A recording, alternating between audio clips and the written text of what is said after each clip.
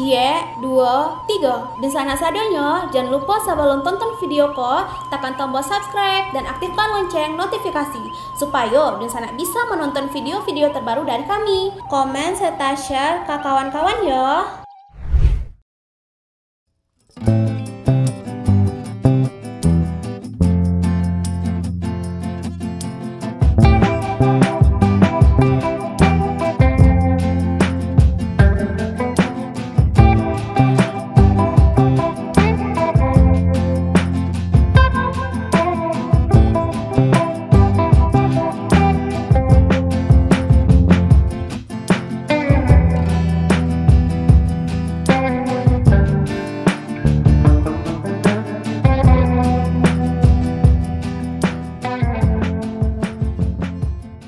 Halo Sobat Kabar Rantau, semoga kalian baik-baik sehat selalu.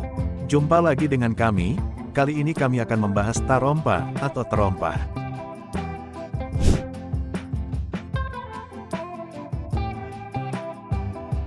Terompah menurut Kamus Besar Bahasa Indonesia adalah lapik kaki yang dibuat dari kulit, karet atau kayu yang dilengkapi dengan tali kulit sebagai penguat, atau kayu bertudung bulat, tempat ibu jari kaki dan jari kaki tengah menjepit. Zaman manusia mulai mengenal peradaban, untuk melindungi alas kaki, maka dibuatlah terompah dari kulit hewan yang agak tebal, agar kaki terlindungi dari benda-benda tajam selama perjalanan jauh.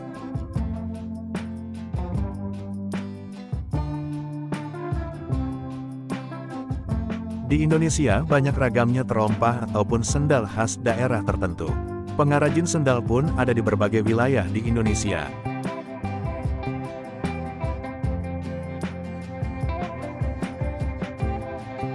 Dalam bahasa Minang, sandal disebut dengan tarompa. Tarompa datua berarti sandal yang biasa dipakai para datua.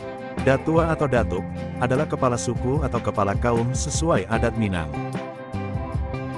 Gelar datuk diberikan berdasarkan kesepakatan suatu kaum kekerabatan berdasarkan garis keturunan dari pihak ibu atau matrilineal dan disetujui dalam rapat pemuka adat setempat. Setelah seseorang resmi bergelar datuk dengan perayaan adat, maka di belakang namanya diberi tambahan. Misalnya, Anwar Datuk Rajo Alam.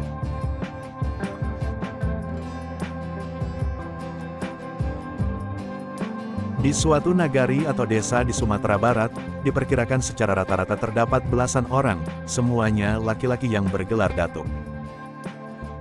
Penampilan seorang datuk dalam acara adat, punya ketentuan tersendiri, mulai dari tutup kepala hingga alas kaki.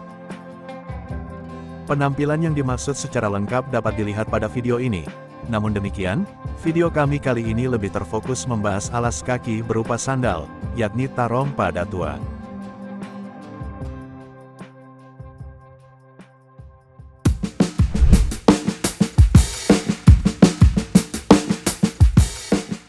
Meskipun disebut tarompa datua, sebetulnya orang biasa pun, sejak dari zaman dulu juga sering memakai. Berikut adalah beberapa contoh tarompa. Ada kebanggaan tersendiri bagi pemakai sandal tradisional yang terkesan artistik itu. Modelnya antik, tapi si pemakai tak merasa sebagai orang yang ketinggalan zaman. Justru anak muda pun banyak yang suka.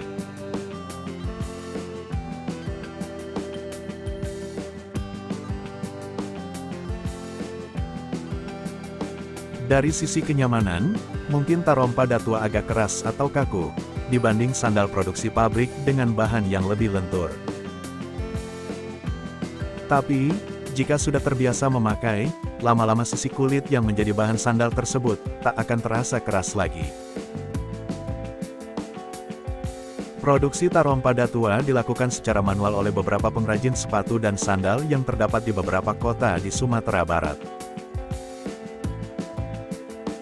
Bahkan, ada juga perantau Minang di Medan dan Jakarta yang sengaja membuat dan menjual tarompa datua. Ternyata yang bukan orang Minang pun banyak yang suka. Seorang pengrajin menuturkan mampu membuat 20 pasang tarompa datua dalam satu hari selama 8 jam kerja. Proses pengerjaannya secara manual dengan berbagai alat seperti pisau khusus untuk memotong kulit yang menjadi tapak sandal.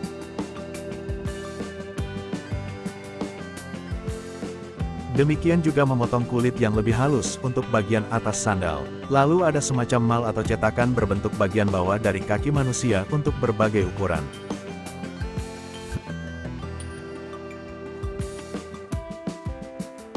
Kulit atas dan kulit bawah harus dililit ke cetakan itu tadi secara manual sewaktu pengerjaannya. Harganya dijual sekitar Rp180.000 bagi yang tidak sepenuhnya kulit dan Rp400.000 untuk yang full kulit asli.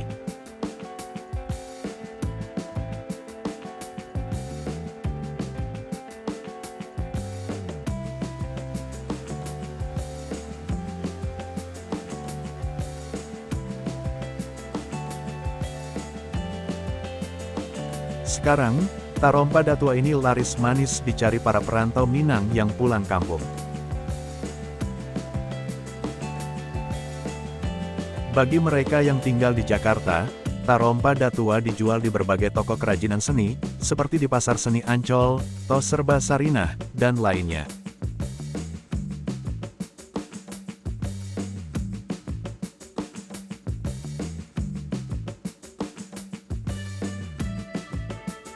Tarompa Datua tersebut, sebagian dibuat oleh pengrajin yang perantau asal Minang. Namun, juga ada dibuat oleh pengrajin sandal dari Garut, Jawa Barat. Jika saja Tarompa Datua dipromosikan secara lebih gencar, termasuk dengan lebih intensif menggunakan media sosial, prospek bisnisnya terbilang cerah.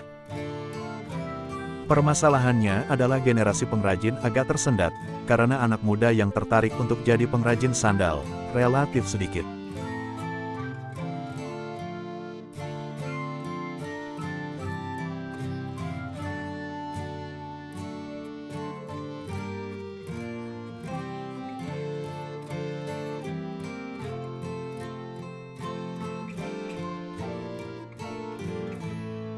Di sisi lain bagian Indonesia juga banyak terdapat sendal maupun alas kaki yang berciri khas.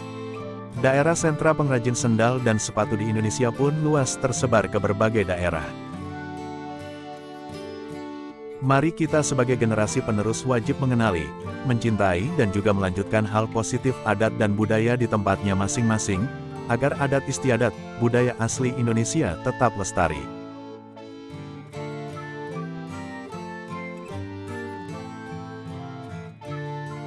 Demikian informasi yang dapat kami berikan, semoga bermanfaat. Jangan lupa like, komen dan subscribe channel kami. Terima kasih.